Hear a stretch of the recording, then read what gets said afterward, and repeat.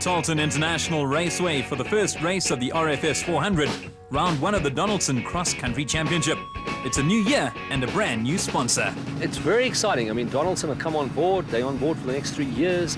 They're very active. They're the best interests of the sport. You know, every conversation that you have with Rob Simpson, the CEO, is, you know, what's good for the sport and where we're going to go with the sport.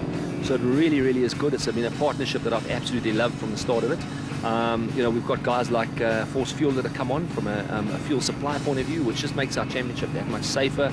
Logistically, it makes it easier, and then it helps from a financial point of view from our competitors. So yeah, it looks very exciting. You know, a new series or new category side-by-side class to be launched in 2014 that we're busy working with now. So yeah, some really exciting times. You know, lots of work still required because you keep growing, you keep building, more resources, more money. But you know, the good news is that we are growing and we have a lot of interest and some nice things ahead of us. Our celebrity challenge has been very, very successful, and this year, you know, to give an idea that our whole year has already been booked up. You know, we have the likes of Heinz Winkler at this event, we've got Roxy Lowe at the second event, we've still got John T, we've got Barry Hilton towards the end of the year, we've got Jack Parrow in Bloemfontein. I mean, these are just the kind of celebrities that have come on board to a point where we've got a waiting list. You know, we've booked for the year now. With the others, we're having to push over to the next year. So that, in conjunction with local radio stations, national radio stations, and some other marketing initiatives, will really help to take our sport to the people. Let's have a look at what went down near Magaliesburg. First up, the special production vehicles. Lance Woolridge and Ward Huxtable had a great prologue and started from pole, but just behind them was Christian Dupont and Henk Janssen van Vieren. The Ford Racing range of Woolridge and Huxtable got off to a good start, but they did have their problems. Most notably here, when the pair missed a left turn as they gave away their lead. The BMW X3 was quick to pounce, and the race suddenly had a new leader. A position that looked unlikely during the prologue when the pair's second fuel pump died. The BMW and the Ford were locked in a tight battle at the top with defending champions Duncan Foss and Rob Howie. And confusion reigned at one point when all three cars lost their bearings.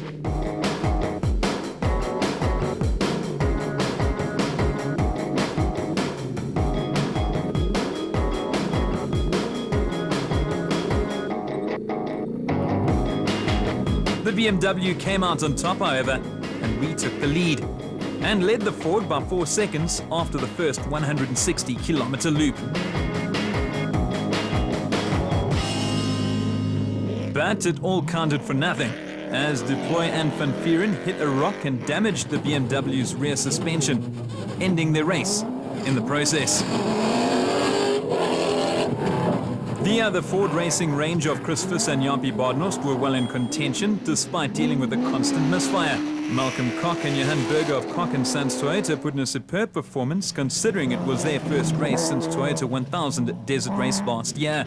After enduring a terrible prologue, the team from Atlas Copco Toyota, Berthold and Rousseau, recovered well to finish in 4th position. Anthony Taylor and Dennis Murphy suffered 2 punctures along the way, while Loda Brain and Rian Whaling took things slow in their Rubicon Racing Ford.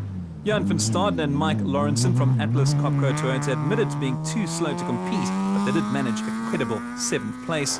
Behind them, Yanni Visser and Jox LaRue from Toyota, who, like many others, experienced 2 flats along the way. One of those was the Castrol Toyota Hilux of Foss and Howie. Last year's champs suffered endless problems, picking up a puncture while also breaking a side shaft, ruining their chances of a podium finish.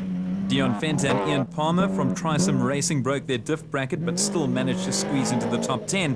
And despite breaking their front drive shaft in the prologue, Graham and Trevor Leaf persevered.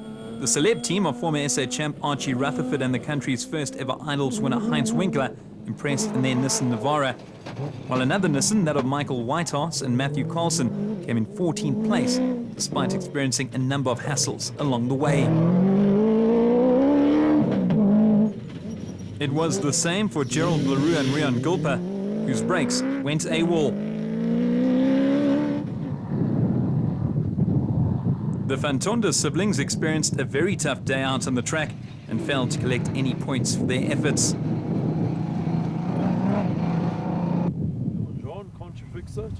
As for the teams from Regent Racing, wasn't the greatest of days.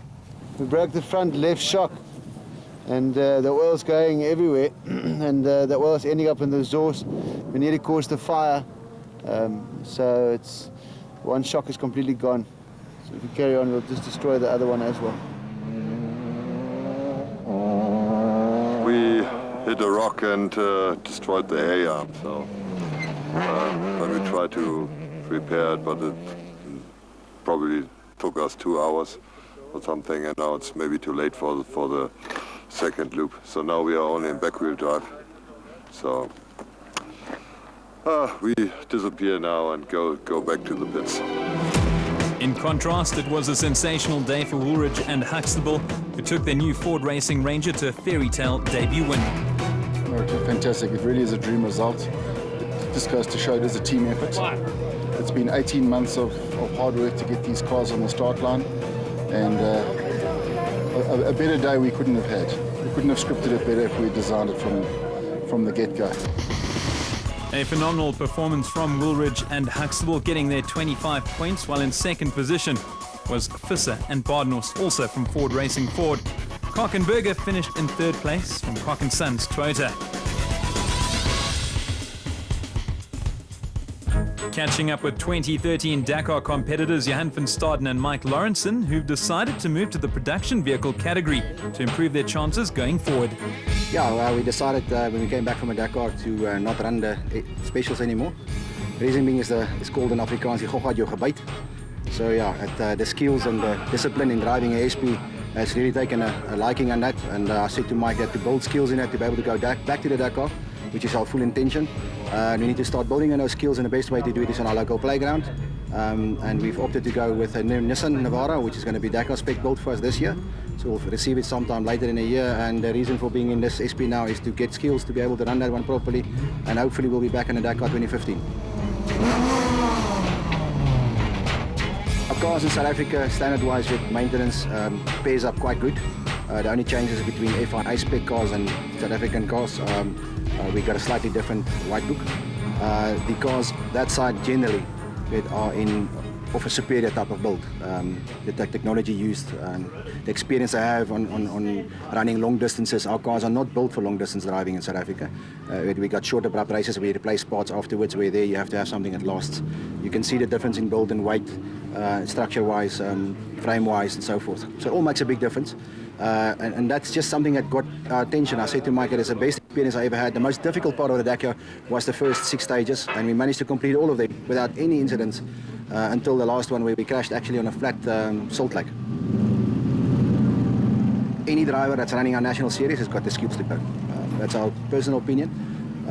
Simply because of what we know we drive here. We'd never in any life's chance will any one of those guys can be in our race here and be competitive. They're different type of drivers. They cannot run this pace and this speed that we're running at. So I think if you can step down from this pace and speed, you have more control. You'll be able to do good, very well in a Dakar. Whereas a guy coming from there having to pace up, I find it very difficult.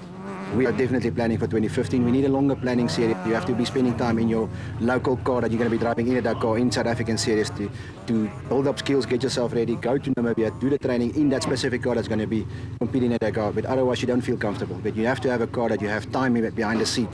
It's crucial to its success, because you understand the mechanical noises, you understand the car's stress points and weak points. You can exploit the car's strong points when it's necessary. You can also back down. Where you're driving an unfamiliar car, you have none of those skills. You have to find out by accident.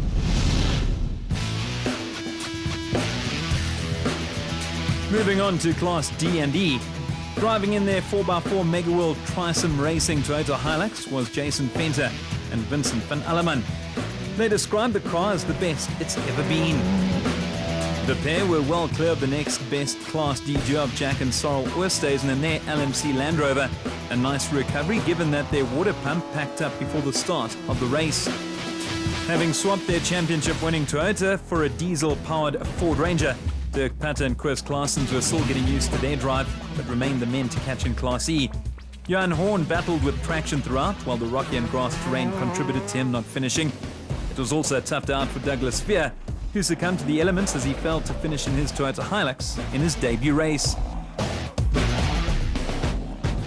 It was no surprise as the youngsters from Northwest, Fenter and Van Alleman, finished 6th overall, winning Class D in the process.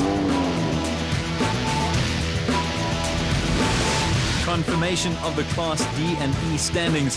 Venter and Van Alleman finishing ahead of the father and son team of Oosthuizen, while Patta and Claessens were the only finishers in Class E.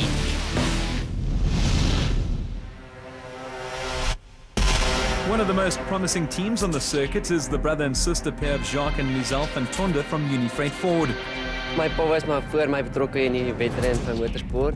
En so ek dink ons is reg, ons is maar baie voorberei by die huis en baie tyd in die kar spandeer en saam mekaar 'n bietjie geoefen, maar ek dink ons is reg hiervoor.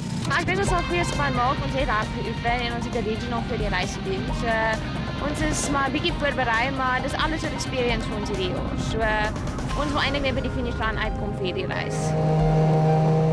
The young siblings had a tough morning out in the prologue, and unfortunately for them, they failed to finish. That's after they experienced some minor problems along the way.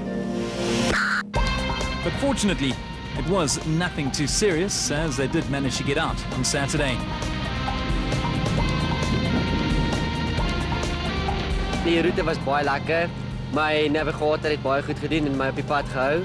En ons het dit baie geniet en toe ongelukkig toe verloor ek my konsentrasie vir 'n sekond en vang met my agterlinkerkant 'n hekpaal en beseer bietjie die agterlyf van ons Ford, maar ons sal hom reg hê vanmôre. Coming up, more action from the Donaldson Cross Country Championship.